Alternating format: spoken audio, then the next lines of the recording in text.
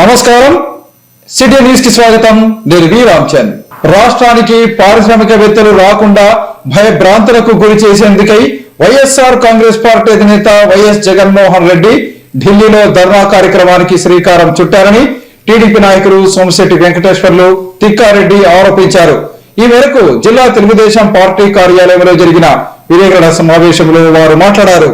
నగరంలోని జిల్లా తెలుగుదేశం పార్టీ కార్యాలయంలో జరిగిన విలేకరుల సమావేశంలో ఆ పార్టీ రాష్ట్ర ప్రధాన కార్యదర్శి సోమిశెట్టి వెంకటేశ్వర్లు, జిల్లా అధ్యక్ష ప్రధాన కార్యదర్శులు తిక్కారెడ్డి, ఆకెపోగు ప్రభాకర్, టీడీపీ కర్నూలు నగర అధ్యక్షుడు నాగరాజు యాదవ్ తదితరులు పాల్గొన్నారు. ఈ సందర్భంగా వారు మాట్లాడుతూ, కేవలం రాష్ట్రంలో పెట్టుబడులు పెట్టేందుకు పారిశ్రామికవేత్తలు రాకుండా చేసేందుకే వైఎస్ జగన్మోహన్ రెడ్డి రాష్ట్రంలో హత్య రాజకీయాలు జరుగుతున్నాయంటూ ఢిల్లీలో ధర్నా చేయడానికి వెళ్తున్నారని విమర్శించారు.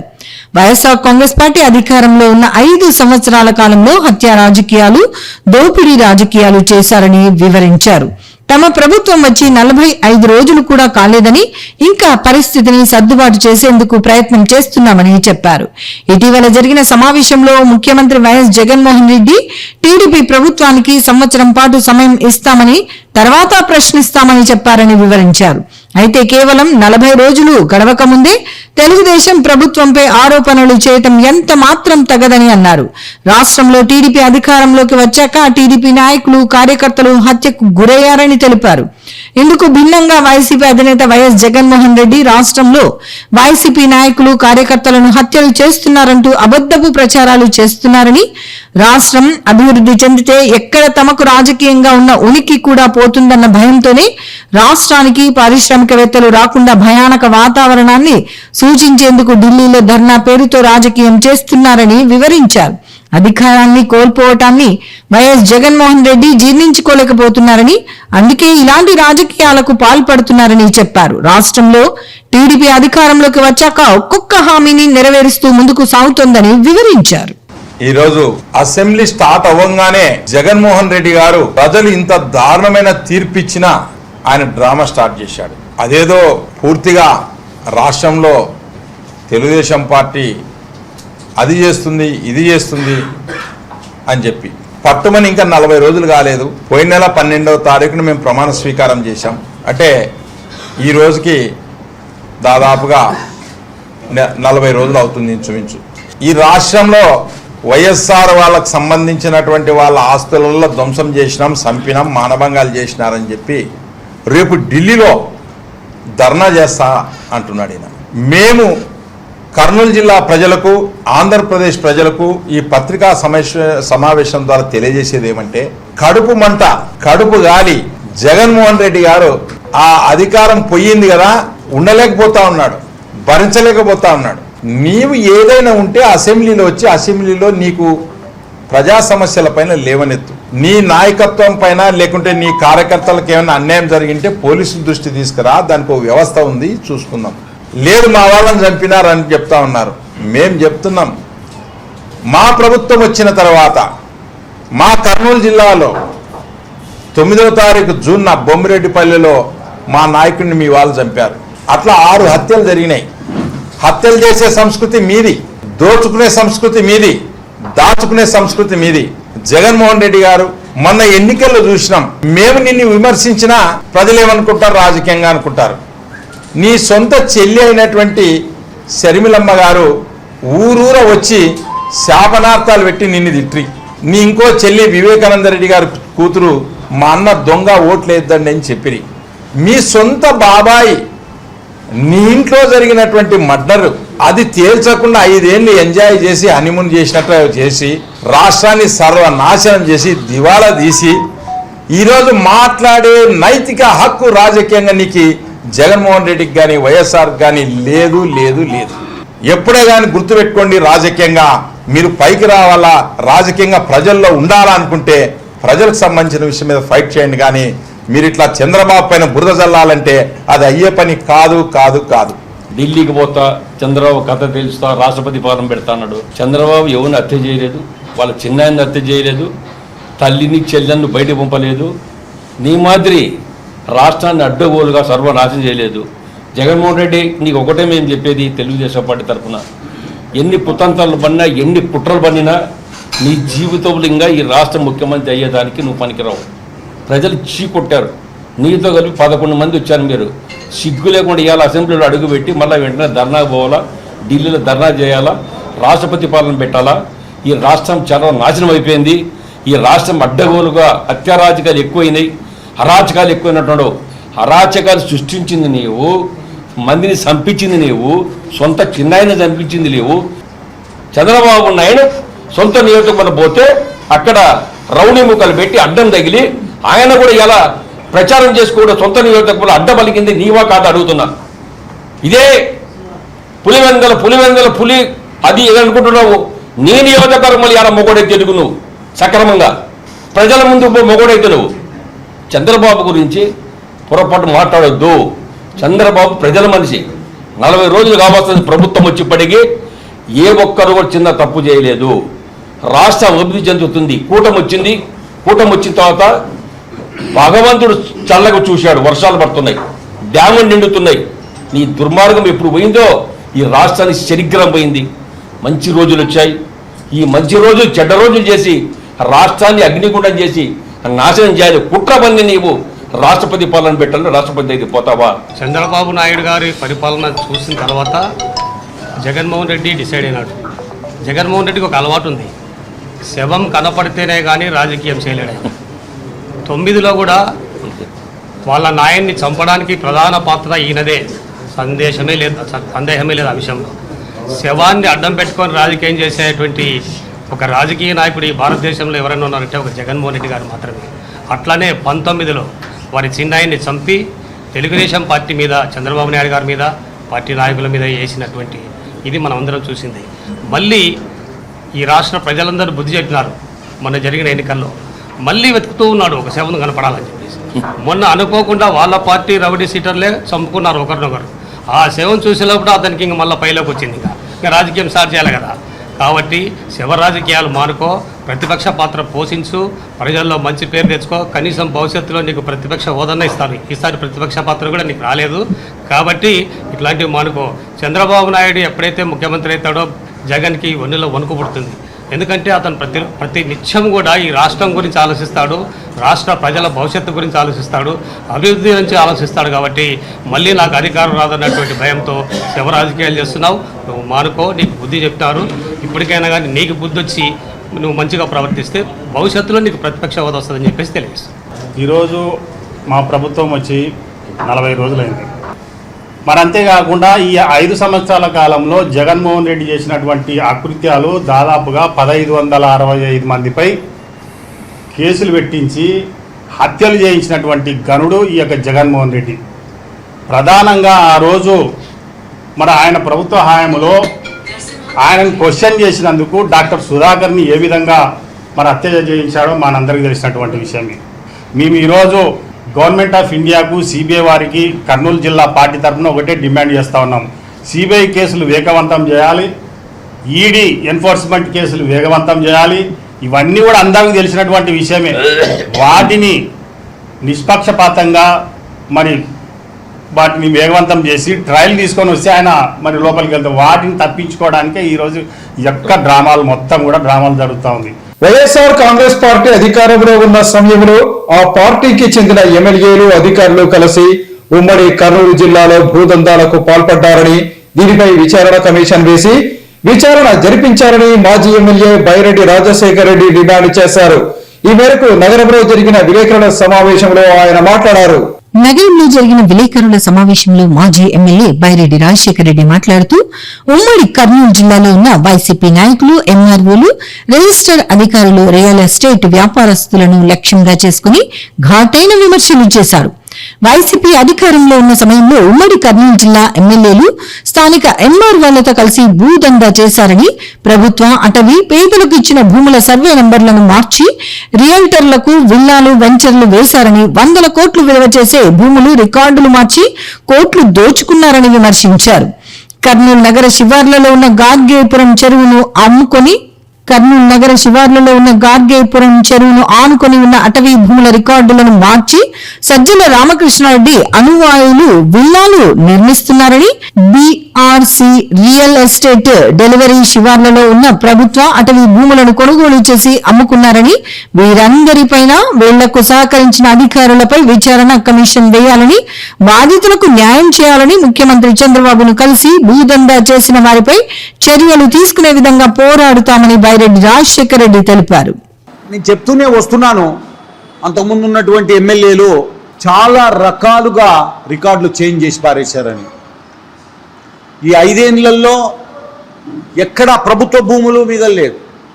అటవీ శాఖ భూముల్లోకి జొరబడ్డారు. బాగు పరంపోగులు మిగలలేదు, చెరువులు మిగలలేదు, చెరువు దానికి సంబంధించిన పరంపోగులు మిగలలేదు, ఏడబ్ల్యూ ల్యాండ్స్ మిగలలేదు. దీని మీద ప్రభుత్వం ఎంక్వైరీ చేయాల్సినటువంటి అవసరం ఉంది. ఈరోజు అనేక రకాలుగా 603, 699 సర్వే నంబర్లను వాళ్ళు ఇష్టారాజ్యంగా కొత్త సర్వే నంబర్లు అడిగిన వాడే లేడు, అడిగిన దాత లేనే లేడు. 603, 699, 699 2A, 603 1, 699 1 అని సృష్టించారు. రిజిస్ట్రేషన్ వాని కాడికి పోయి డబ్బులు బారేసి రిజిస్ట్రేషన్కి వెళ్ళిపోయారు. ఇవే కాకుండా ప్రభుత్వ గ్రామ సర్వే నంబర్లు, వీటిల్లో కేసీ కెనాల్ పరంపోగులు, మసీదు దర్గావి, అదే రకంగా దేవాదాయ శాఖవి, కేసీ కెనాల్ పరంపోగులు అన్ని మొత్తం వెంచర్లు. ఏమిరా అంటే తహసీల్దార్ దాంట్లో భాగస్తుడు, రిజిస్ట్రేషన్ ఆఫీసులో జరిగిన అవకతవకలు. ఇవి జస్ట్ ఎగ్జాంపుల్స్ మాత్రమే. మన చెరువు ఉంది ఇక్కడ, మేము చిన్నప్పటి నుంచి దారికేపురం చెరువు అంటాం దాన్ని. వీడిని ఎల్లమని దాటినాక, మిలిటరీ మిద్యలు దాటినాక చెరువు ఉంది. ఇప్పుడు టూరిజం వాళ్ళు కూడా అక్కడ ఏదో డెవలప్ చేశారు, ఒక చిన్న హిలక్ తీసుకొని. అక్కడ మీరు చూస్తున్నారో లేదో, సరిగ్గా ఇంత రస్తా ఇడిచిపెట్టి మొత్తం రేకులు కట్టినారు చూడండి కంప్లీట్గా. అది మొత్తం వాగు పరంపోగది. దానికి ఆ చెరువు వస్తే పెద్ద నీళ్ళు వస్తాయి, అవన్నీ కిందికి పోతాయి.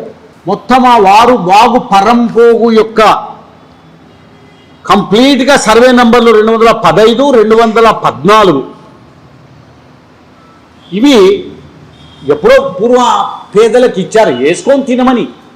వాటిని ప్రొహిబిటెడ్ లిస్ట్ నుంచి తీసి 215 1, 215 2 ఇట్లా నంబర్లు మార్చి వాడు రిజిస్ట్రేషన్ ఆఫీసర్ గాడు, ఈ తహసీల్దార్ గాడు, పొలిటికల్ లీడర్స్ వీళ్ళల్లో. ఈడవాడు మార్కాపురం కూడా వచ్చాడు, వాడు రియల్ ఎస్టేట్ భక్తుల. ఈడెవర్రా అంటే ఈ భక్తుల కాదు, సజ్జల రామకృష్ణారెడ్డి భాగస్వామి. వాగు పరంపోగును ఆక్రమించుకొని లేఅవుట్ కేసి విల్లాలు కడుతున్నారు ఇప్పుడు. ఇది కాకుండా ఈ పొలాలన్నీ మార్చుకున్నది ఎవర్రా అంటే ఏం చేశారంటే, ఈ అటవీ శాఖ భూములను పేదల పేరు మీద చేసేది, వాళ్ళ నుంచి ఓడు కొనుక్కుంటాడు. ఒక వ్యక్తి మీద కొని రిజిస్టర్ చేసుకొని వాడు కంపెనీకి ఇస్తారు. ఇక్కడ చాలా పెద్ద స్కాండల్ ఇది. ఇదంతా రాజకీయ నాయకుడు, కొడుమూరు ఇంతకుముందు ఎమ్మెల్యే ఉన్నోడు, లేకపోతే కర్నూలు ఎమ్మెల్యే, వీళ్ళంతా భాగస్వాములే దీంట్లో. ఓర్వకల్లు ఆ ఏరియాకు పోయి కల్లూరుకు వస్తే చాలా పెద్ద వాళ్ళల్లో ఉన్నారు. ఈ రియల్ ఎస్టేట్ దందా చేసే వాళ్ళ మీద అందరి మీద ఎంక్వైరీ జరగాల్సినటువంటి ఉంటుంది. ప్రతి లేఅవుట్ మీద ఎంక్వైరీ జరగాలి. రికార్డ్ అంతా తారుమారయ్యింది. ఏ రకంగా కొత్త సర్వే నంబర్లు, ఎవరి పర్మిషన్తో కొత్త సర్వే నంబర్లు తీసుకున్నారు మీరు? న్యాయస్థానాల్లో కేసుల సత్వర పరిష్కారం విషయంలో న్యాయవాదులు, న్యాయమూర్తుల పాత్ర ఎంతో ఉంటుందని జిల్లా న్యాయమూర్తి శ్రీనివాసరావు అన్నారు. ఈ మేరకు నగరంలోని జిల్లా న్యాయ సేవా సదనంలో జరిగిన సమావేశంలో ఆయన పాల్గొన్నారు. కర్నూలు జిల్లా కోర్టు ఆవరణలోని న్యాయ సేవా సదన్ కార్యాలయంలో mediation and cancellation project committee New Delhi ఆధ్వర్యంలో న్యాయవాదులకు మీడియేషన్ పై శిక్షణ తరగతులు నిర్వహించారు. కార్యక్రమాన్ని జిల్లా న్యాయమూర్తి శ్రీనివాసరావు, న్యాయ సేవాధికార సంస్థ కార్యదర్శి లీలా వెంకట శేషాద్రి ప్రారంభించారు. కర్నూలు, కడప, చిత్తూరు జిల్లాల నుంచి వచ్చిన న్యాయవాదులకు రీసోర్స్ పర్సన్స్ శశిదేవి, రత్నతారాలు మీడియేషన్ పై అవగాహన కల్పించారు. ఈ సందర్భంగా కర్నూలు జిల్లా న్యాయవాది శ్రీనివాసరావు మాట్లాడుతూ, న్యాయస్థానాల్లో కేసులు త్వరగా పరిష్కారం కావటంలో న్యాయవాదులు మరియు న్యాయమూర్తుల పాత్ర ఎంతో ఉంటుందని, న్యాయస్థానాలకు ఎక్కువ సంఖ్యలో కేసులు వస్తున్నాయని, వాటిని పరిష్కారం చేసేందుకు చాలా రోజులు సమయం పడుతోందన్నారు. కేసులను త్వరగా పరిష్కారం చేయాలన్న ఉద్దేశంతో ఈ కార్యక్రమాన్ని ఏర్పాటు చేసినట్లు న్యాయమూర్తి తెలిపారు. కేసులోని ఇరు వర్గాలను సమన్వయం చేసి పరిష్కారం చేసే విధంగా లాయర్లకు శిక్షణ ఇస్తున్నామని చెప్పారు. I am Secretary, District Legal Services Authority. As per the directions of the Honorable Mediation and Conciliation Project Committee, New Delhi, under the aegis of Honorable State Legal Services Authority, this mediation program is conducting today. As per the instructions of the Honorable Principal District Judge, this program is conducted with the two trainers from Chennai. Master trainers వచ్చారు. ఈ mediation వల్ల ఏంటంటే ప్రతి case as per the directions of the honourable high court ఎంతవరకు ఎన్ని కేసులు వీలైతే అన్ని కేసులు మీడియేషన్ సెంటర్ ద్వారా పరిష్కారం చేయమని చెప్తున్నారు. ఫర్ మీడియేషన్ సెంటర్ ద్వారా పరిష్కారం చేయాలి అంటే ఒక ట్రైనర్ కావాలి, మన ట్రైన్డ్ మీడియేటర్ కావాలి. ఏదైనా మీడియేటర్ ట్రైన్ కావాలి అని అంటే ఒక సర్టిఫికేట్ ఇవ్వాలి అంటే ఈ 40 hours training is compulsory. So ఈరోజు honourable state legal services authority వారి ఆధ్వర్యంలో నామినేటెడ్ అడ్వకేట్స్ను అపాయింట్ చేయడం రావడం జరిగింది. నామినేట్ చేసిన అడ్వకేట్స్ అంతా ఈ పొద్దు పార్టిసిపేట్ చేస్తున్నారు. వీరు 40 hours ట్రైనింగ్ ప్రోగ్రాంలో పాల్గొని ట్రైనింగ్ ద్వారా వీళ్ళు ట్రైనర్స్ అవుతారు, మీడియేషన్ ట్రైనర్స్ అవుతారు. అప్పుడు వీళ్ళకు కేసెస్ కూడా అలాట్ చేయబడతాయి. ట్రైన్డ్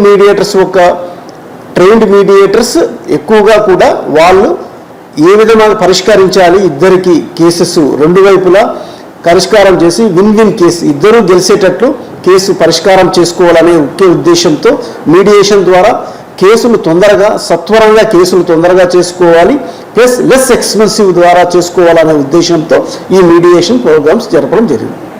ఈరోజు కోర్టులలో వచ్చే కేసులు చాలా ఉంటున్నాయి. కోర్టులలో కేసులు కంటిన్యూగా ప్రాసెస్తో చేయాలి అంటే, దాన్ని డిస్పోజల్ చేయాలి అంటే చాలా కాలం పడుతుంది. ఆ పార్టీ ఇరువర్గంలో వచ్చిన పార్టీలను సమన్వయంతో వాళ్ళని ఒక అండర్స్టాండింగ్ తీసుకొని వచ్చే ప్రాసెసే ఈ మీడియేషన్. ఈ మీడియేషన్లో అడ్వకేట్స్ రోలు, జడ్జెస్ రోలు రెండూ ఉంటాయి. అడ్వకేట్స్ ఏం చేస్తారంటే ఇద్దరు పార్టీలు సపోజ్ ఒక ఫ్యామిలీ మ్యాటర్ ఉంటే భార్యని కూర్చోబెట్టి వాళ్ళ యొక్క అసలు రియల్ ప్రాబ్లం ఏంది, వాళ్ళ ప్రాబ్లంలో ఉన్నప్పుడు మనం ఎలాగా వాళ్ళిద్దరిని ఒక అండర్స్టాండింగ్ తీసుకురావాలనే దాని మీద ఒక క్లాసెస్ జరుగుతున్నాయి. ఈ క్లాసెస్కి అందరూ అటెండ్ అయ్యి ఉన్నారు. ఈరోజు అన్ని జిల్లాలు, ఇది కడప, కర్నూలు, అలా ఇంకో కడప, కర్నూలు, చిత్తూరు జిల్లాల నుంచి కూడా అడ్వకేట్లు వచ్చిన్నారు. దివ్యాంగుల మనోభావాలను దెబ్బతీసే విధంగా వ్యాఖ్యలు చేసిన ఐఏఎస్ అధికారి స్మితా సబర్వాల్ తక్షణమే క్షమాపణ చెప్పాలని దివ్యాంగులు డిమాండ్ చేశారు. ఐఏఎస్ అధికారి స్మితా సబర్వాల్ వ్యాఖ్యలకు నిరసనగా నగరంలోని జిల్లా కలెక్టరేట్ ఎదుట దివ్యాంగులు ధర్నా చేశారు. దివ్యాంగుల సమాజాన్ని కించపరిచే విధంగా వ్యాఖ్యలు చేసిందని ఐఏఎస్ అధికారి స్మితా సబర్వాల్ కి వ్యతిరేకంగా దివ్యాంగులు నగరంలో ఆందోళన చేశారు. స్మితా సబర్వాల్ ఎక్స్ లో దివ్యాంగులకు వ్యతిరేకంగా పెట్టిన పోస్టును వెంటనే తొలగించాలని వారు కర్నూలు కలెక్టరేట్ కార్యాలయం ముందు ధర్నా చేశారు. ఈ సందర్భంగా దివ్యాంగులు మాట్లాడుతూ సమాజంలో దివ్యాంగులు సకలాంగులకు ఏ విధంగా తక్కువ కారని వారు తెలిపారు. ఐఏఎస్ అధికారి స్మితా సబర్వాల్ వెంటనే దివ్యాంగులకు క్షమాపణ చెప్పాలని వారు డిమాండ్ చేశారు. సమాజంలో దివ్యాంగులు అన్ని రంగాల్లో రాణిస్తున్న విషయాన్ని ప్రతి ఒక్కరూ గమనించాలని వివరించారు. దివ్యాంగుల మనోభావాలను దెబ్బతీసే విధంగా ఒక ఐఏఎస్ అధికారి వ్యాఖ్యలు చేయటం శోచనీయమని అన్నారు. స్మితా సబర్వాల్ గారు తన ఎక్స్ లో ఒక పోస్ట్ పెట్టడం జరిగింది. అందులో తన ఉద్దేశం ఏంటంటే విభిన్న ప్రతిభావంతులు ఐఏఎస్, ఐపీఎస్, ఐఎఫ్ఎస్ కు అర్హులు కాదేమో ఒకసారి ఆలోచించనని చెప్పేసి మాట్లాడడం నిజంగా ఆమె ఐఏఎస్ అధికారికే చాలా అవమానకరమైన పరిస్థితి చేయడం చాలా బాధాకరం. అది విభిన్న ప్రతిభావంతుల సమాజాన్ని అవమానపరిచే విధంగా ఉంది. ఇది సభ్య సమాజం ఆమె పట్ల కూడా చాలా నీచంగా వ్యవహరించే విధంగా మాట్లాడడం చాలా బాధాకరం. ఆమెను మేము ఒకటే కోరుతా ఉన్నాం, మీరు ఎవరైతే ఎక్స్ లో మీ పోస్ట్ పెట్టారో మీరు వాటిని వెంటనే రద్దు చేసుకోవాలి. రద్దు చేసుకోకపోతే మేము తగిన శాస్త్రి చేయడానికి మీకు సిద్ధంగా ఉన్నామని చెప్పి తెలియజేస్తా ఉన్నాం. ఈరోజు మీరు ఒకటే గుర్తుపెట్టుకోండి, ప్రపంచంలో ఉన్నటువంటి చూపు లేని అందులకు విద్యను అందించినటువంటి హెలెన్ కెల్లర్ ఎవరు? విభిన్న ప్రతిభావంతురాలు కాదా? అలాగే ప్రపంచానికి సాంకేతిక సమాచారాన్ని ఇచ్చినటువంటి మహోన్నత వ్యక్తి. స్టెఫెన్ హాకింగ్ ఎవరు? వాళ్ళు వికలాంగులు కాదా? ఆయన అవయవాలు పూర్తి సహకరించకపోతే ఒక వీల్ చైర్ కి పరిమితమై ఆ వీల్ చైర్ ద్వారానే ప్రపంచానికి అత్యున్నతమైన సాంకేతిక సమాచారాన్ని ఇచ్చినటువంటి మహోన్నత వ్యక్తి స్టీఫెన్ హాకింగ్. మరి అంత గొప్ప వాళ్ళు ఈ ప్రపంచంలో ఉంటే మరి ఈ రోజు విభిన్న ప్రతిభావంతులు ఐఏఎస్ IPS IFS కి ఎలా ఉపయోగపడరని చెప్పేసి మీరు అనుకుంటున్నారో ఒక్కసారి మీరు ప్రశ్నించుకోండి. ఈ రోజు మీకు జ్వరం వస్తానో లేకపోతే మీకు ఏదో వ్యాధి వస్తానో మీరు మంచం ఇంటి కదలలేరు. కానీ మాకు అవయవాల లోపం ఉన్నా ఈ రోజు మా ఆత్మ స్థైర్యంతో ఆత్మవిశ్వాసంతో మేము ఈ రోజు అన్ని పనులు చేసుకోగలుగుతున్నాం. అది మీరు గుర్తెరగాలని చెప్పేసి మీకు తెలియజేస్తా ఉన్నాం. కాబట్టి తక్షణమే మీరు చేసినటువంటి ఎక్స్లో చేసినటువంటి వ్యాఖ్యలు విత్డ్రా చేసుకోవాలని చెప్పేసి ఈ సందర్భంగా విభిన్న ప్రతిభావంతుల సంఘాల తరఫున డిమాండ్ చేస్తా ఉన్నాం. బీసీ సంక్షేమ శాఖ వసతి గృహాల్లో వార్డులను వేధిస్తున్న బీసీ సంక్షేమ శాఖ అధికారి వెంకటలక్ష్మిపై అధికారులు చర్యలు తీసుకోవాలని బీసీ SC ST మైనార్టీ మహిళా ఐక్యవేదిక నాయకురాలు విజయలక్ష్మి డిమాండ్ చేశారు. ఈ మేరకు బీసీ సంక్షేమ శాఖ అధికారి వెంకటలక్ష్మిపై చర్య తీసుకోవాలని కోరుతూ నగరంలోని జిల్లా కలెక్టర్ కార్యాలయం ఎదుట నిరసన కార్యక్రమాన్ని నిర్వహించారు. జిల్లా బీసీ సంక్షేమ శాఖ అధికారిని వెంకటలక్ష్మిపై చర్యలు తీసుకోవాలని కోరుతూ SC ST BC మైనారిటీ మహిళా ఐక్యవేదిక ఆధ్వర్యంలో జిల్లా కలెక్టర్ కార్యాలయం ఎదుట నిరసన కార్యక్రమాన్ని నిర్వహించారు. ఈ సందర్భంగా జిల్లా బీసీ సంక్షేమ శాఖ అధికారిని వెంకటలక్ష్మికి వ్యతిరేకంగా వారు నిరసన నినాదాలు చేశారు. అనంతరం SC ST BC మైనారిటీ మహిళా ఐక్యవేదిక నాయకురాలు విజయలక్ష్మి మాట్లాడుతూ జిల్లాలో బీసీ సంక్షేమ శాఖ వసతి గృహాల్లోని విద్యార్థుల మెస్ ఛార్జీల విషయంలో బీసీ సంక్షేమ శాఖ అధికారి వెంకటలక్ష్మి నిర్లక్ష్యంగా వ్యవహరిస్తోందని విమర్శించారు. జిల్లాలోని బీసీ సంక్షేమ శాఖ వసతి గృహాల్లో పనిచేస్తున్న వార్డెన్లను వేధింపులకు గురి చేస్తున్నారని, చివరకు వార్డెన్ల నుంచి లంచాలు ఆశించడం ఏమిటని ప్రశ్నించారు. ఆమె వేధింపులు తట్టుకోలేక ఒక వార్డెన్ గుండెకు సంబంధించిన శస్త్రచికిత్సలు చేయించుకుని తీవ్ర ఇబ్బంది పడుతోందని తెలిపారు. ఈమెపై ఎన్నోసార్లు అధికారులకు ఫిర్యాదులు చేసినా ఇంతవరకు ఎలాంటి చర్యలు తీసుకోలేదని, ఇప్పటికైనా అధికారులు స్పందించి బీసీ సంక్షేమ శాఖ అధికారి వెంకటలక్ష్మిపై చర్యలు తీసుకోవాలని ఆమె డిమాండ్ చేశారు. సంక్షేమాధికారి వెంకటలక్ష్మి గారిపై చర్యలు తీసుకోవాలని, ఆమెను తక్షణమే విధుల నుండి తొలగించి ఆమెపై వస్తున్నటువంటి అవినీతి ఆరోపణలపైన విచారణ జరిపించాలని నిన్నటి దినాన కలెక్టర్ గారికి రిప్రజెంటేషన్ ఇవ్వడం జరిగింది. మహిళా ఐక్యవేదిక ఆధ్వర్యంలో ఈరోజు నిరసన ధర్నా కార్యక్రమాన్ని కలెక్టర్ దగ్గర చేపట్టడం జరిగింది. కారణం ఏంటంటే పిల్లలకు వస్తున్నటువంటి మెస్ ఛార్జీలలో కోతను విధిస్తూ వార్డెన్లు ఈమెకి లంచాలు ఇవ్వలేక చాలా మంది సఫర్ అవుతూ మహిళా ఐక్యవేదికను సంప్రదించడం జరిగింది. గతంలో ఆమెలో మార్పు వస్తుందేమో అని వేసి చూసాము. కానీ ఆమెలో ఎటువంటి మార్పు రాకపోగా ఆమె వేధింపులు ఎక్కువైపోయి ఈరోజు ఉద్యోగస్తులని సస్పెండ్ల పేరు మీద ఆమె ఎంత వేధిస్తుందంటే ఈమె పెట్టినటువంటి టార్చర్ తట్టుకోలేక ఈరోజు ఒక వార్డెను భయపడి ఓపెన్ సర్జరీ చేయించుకొని కామినేని హాస్పిటల్లో ప్రాణాపాయ స్థితిలో కూడా ఉండడం జరిగింది. గతంలో కూడా మేము ఈమెకి హెచ్చరించాము పత్రికా ముఖంగా. ఆమె ఇప్పటికైనా ఇటువంటి చర్యలు మానుకోవాలని, ఆమె మానుకోకపోగా ఇంకా ఆమె వేధింపులు ఎక్కువ అవుతున్నాయి. గతంలో ఉన్నటువంటి కలెక్టర్ గారైనా గత ప్రభుత్వము వైసీపీ ప్రభుత్వంలో ఉన్నటువంటి రాజకీయ నాయకుల అండదండలతో ఆమె ఈరోజు ఈ యొక్క జిల్లాలో అవినీతికి పాల్పడుతుందని మేము తెలియజేస్తా ఉన్నాం. పూలబజార్లోని సుంకులమ్మ మాత ఆశీస్సులతో ప్రజలందరూ సుఖ సంతోషాలు శాంతి సౌభాగ్యాలతో జీవించాలని ఆలయ కమిటీ ప్రతినిధులు కోరారు. ఈ మేరకు పూలబజార్లోని సుంకులమ్మ మాత బోనాల ఉత్సవాలను ఘనంగా నిర్వహించారు. నగరంలోని పూల బజార్లో వెలసిన సుంకులాంబామాత బోనాల ఉత్సవాలు ఘనంగా నిర్వహించారు. ఈ సందర్భంగా పూల బజార్తో పాటు నగరంలోని వివిధ ప్రాంతాల నుంచి వచ్చిన భక్తులు అమ్మవారిని దర్శించుకున్నారు. ఈ సందర్భంగా పూల బజార్లో బోనాల ఉత్సవాన్ని ఘనంగా నిర్వహించారు. ఈ కార్యక్రమంలో ఉత్సవాల నిర్వాహకులు శేషు యాదవ్, వెంకటేశ్వర్లు, కస్తూరి చక్రపాణి, రంగా తదితరులు పాల్గొన్నారు. ఈ సందర్భంగా వారు మాట్లాడుతూ ఎన్నో సంవత్సరాలుగా పూల బజారు ప్రాంతంలో సుంకులాంబామాత ఉత్సవాలను ఘనంగా నిర్వహిస్తున్నామని చెప్పారు. ఈ కార్యక్రమంలో నగరంలోని వివిధ ప్రాంతాల నుంచి ప్రజలు అధిక సంఖ్యలో పాల్గొని అమ్మవారిని దర్శించుకుంటారని తెలిపారు. ముఖ్యంగా ఇప్పుడు నిర్వహించే బోనాల ఉత్సవాలు ఎంతో ఘనంగా జరుగుతున్నాయని, అమ్మవారి ఆశీస్సులతో ప్రజలందరూ సుఖ సంతోషాలు, శాంతి సౌభాగ్యాలతో జీవించాలని వారు ఆకాంక్షించారు. పెద్దల కాలం నుండి చాలా 50 ఏళ్ల పైబడి నుండి ఈ పండుగ జరుపుకుంటున్నాము. ఆ పెద్దలు ఆనవాదిగా ఎలాగుందో అలాగే మేము కూడా చేస్తున్నాము. టౌన్ లో మొట్టమొదటిగా మా పెద్దలు దాదాపు 150 సంవత్సరాల నుంచి శ్రీ శుక్లాంబాదేవి జాతర చేస్తున్నారు, బోనాల పండుగ. అదే ఆనవాయితీగా జలగారి వెంకటేశ్వర్లు, కస్తూరి చక్రపాణి గారి ఆధ్వర్యంలో మొత్తం అందరూ రంగ గారు అందరూ ఆధ్వర్యంలో పేరున వీరందరి ఆధ్వర్యంలో శ్రీ శుక్లాంబాదేవి జాతర జరుపుకోవడం చాలా సంతోషం. ఇది ఆనవాయితీగా మా పెద్దలు కొన్ని సంవత్సరాలుగా ఈ కర్నూలు టౌన్ అందు ఎవరు చేయనంత ఘనంగా మేము ఈ శుక్లమ్మ దేవర మా యువకులు మా పిల్లలతో కలిసి చేసుకునే పండగ ఇది. మాకు మేము చేసేది 10 పైసలు అయితే కష్టపడేదంతా మా పిల్లలు, మా తమ్ముళ్ళు, మా స్నేహితులు అందరూ కష్టపడి ఎంతో కాలం నుంచి ఈ శుక్లమ్మ పండుగ వచ్చింది. ఎక్కడున్నా మా వీధిలో ఉన్న ఆడపిల్లలు, మా వదిన వాళ్ళు, మా చెల్లెళ్ళు, మా అక్కోళ్ళు అందరూ ఏ ఊర్లో ఉన్నా కూడా ఈ పండగకు వస్తారు. మా 32వ పేటకి మెదర్ వీధికి ఇది ఒక ఉత్సవమే అనుకోవాలా. ప్రతి సంవత్సరం జరిగే సంబరం ఇది.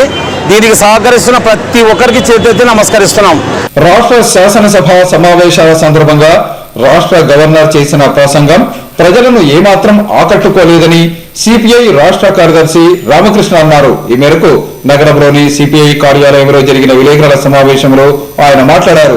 నగరంలోని జిల్లా సిపిఐ కార్యాలయంలో జరిగిన విలేకరుల సమావేశంలో ఆ పార్టీ రాష్ట్ర కార్యదర్శి రామకృష్ణ మాట్లాడుతూ, శాసనసభ సమావేశాల సందర్భంగా గవర్నర్ చేసిన ప్రసంగం ఏమాత్రం ఆకట్టుకోలేదని చెప్పారు.